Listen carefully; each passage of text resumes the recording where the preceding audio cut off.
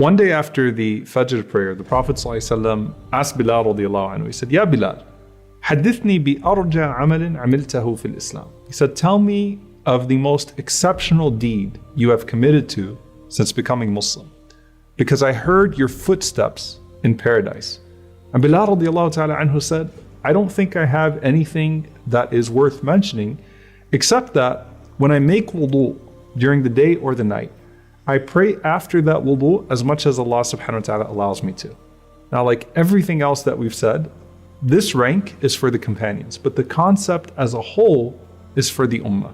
And the Messenger of Allah sallallahu alaihi wasallam said that whoever performs wudu, like this wudu of mine, and then offers 2 rak'ahs of prayer, لا يحدث فيهما نفسه, without allowing his thoughts to go all over the place, غفر له ما تقدم من ذنبه, then everything that he has done before will be forgiven.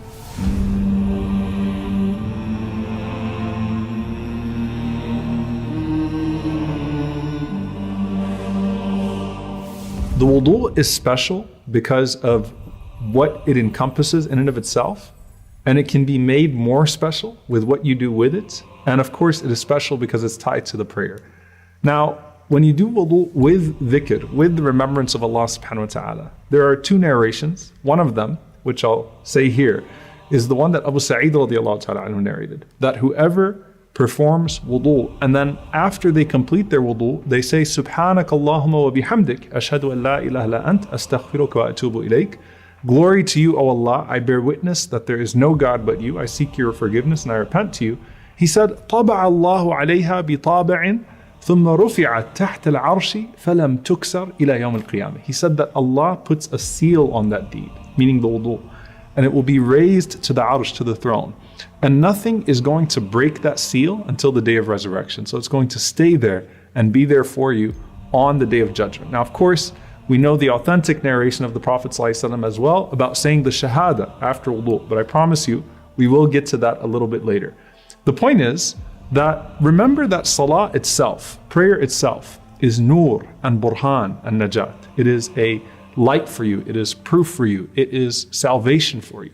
And so everything that's going to be tied to the salah is also nur, it's also light. And you also find that in other ahadith. So for example, where the Prophet ﷺ mentions the light for those who go to the masajid and what that's going to translate into on the day of judgment. He said, give glad tidings to those who used to walk to the masjid in the dark of a long stretching light on the day of judgment, because that is sincerity, that they were going only for Allah subhanahu wa ta'ala. So you have light in your right, and then you have light in front of you, which we've already covered. And part of that is going to the masajid. But then there is the actual light of your body, the nur of your body. And Abu Hurairah radiallahu ta'ala anhu, he said that one time the Prophet ﷺ went to the Baqi', to the cemetery, and he said, Assalamu alaikum dara qawmin mu'mineen, wa inna insha'Allahu bikum lahiqoon. Peace be unto you, O abode of believing ones, and insha'Allah we will join you soon. And he says, وَدِدْتُ أَنَّا قَدْ رَأَيْنَا إِخْوَانَنَا. I wish we could see our brothers. Now, if you're there in the graveyard, you would think that he's talking either about the brothers that are with him or the brothers that have departed. So the Sahaba who are with the Prophet ﷺ, they said, أَوَلَسْنَا إِخْوَانَكَ يَا رَسُولَ اللَّهِ. Aren't we your brothers, O Messenger of Allah? And the Prophet ﷺ said, أَنْتُمْ أَصْحَابِي. You are my companions. My brothers and sisters are those who have not yet even been born. So they said to the Prophet ﷺ, well, how are you going to recognize those of your ummah who have not yet been born, Ya Rasulullah? So the Prophet ﷺ gives them this example. He says, tell me, suppose that a man had all black horses, and some of those black horses had white streaks and patches on their limbs and on their foreheads. Wouldn't the owner of those horses be able to distinguish them from the rest? And they said, Bala ya Rasulullah, of course, O Messenger of Allah. So he said, I will recognize them when they are given their records in their right hands, and I will recognize them as their descendants run before them, and my brothers will come on the day of judgment with light on their faces and on their arms and on their legs from what? From their wudu, and I will be waiting for them at the hawd, at the fountain. And so the light of wudu is literal light on the body on the day of judgment. And Abu Hurairah radiallahu ta'ala anhu said, I heard the Prophet ﷺ saying, that on the day of judgment, my followers will be called al-ghurru al-muhajjalun. And al-ghurru al-muhajjalun means people that are branded on the forelock and on the forearms. And it will be from the trace of wudu. And whoever can increase then the area of their radiance, of their light on the day of judgment, should do so. And by the way, the ulama say that this is not like, go beyond the areas of wudu. This means doing wudu regularly, consistently, and making sure that you touch every position or every part that the Prophet ﷺ instructed.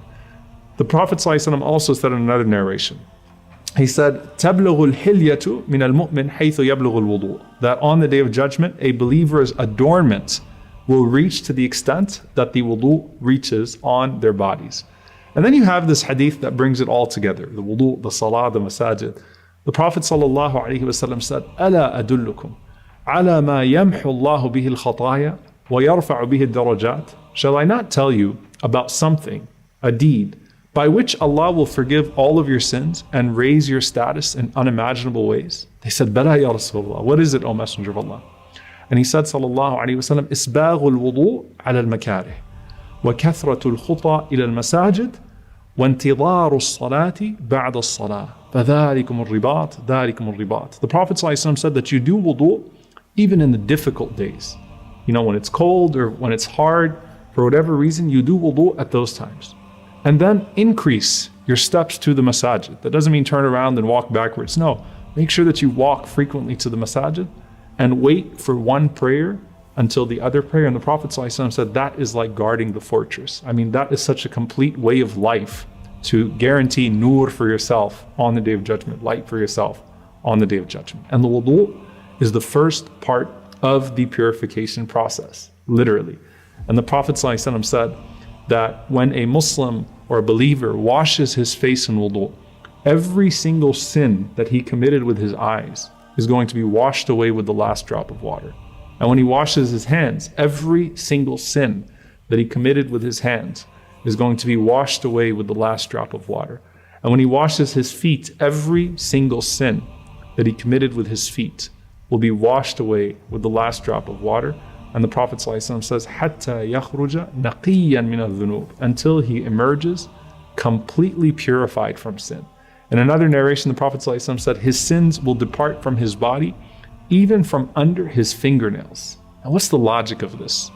Wudu literally wipes out sins. And what that translates into, with everything we've already spoken about, when the darkness of sin is removed, it's filled with light.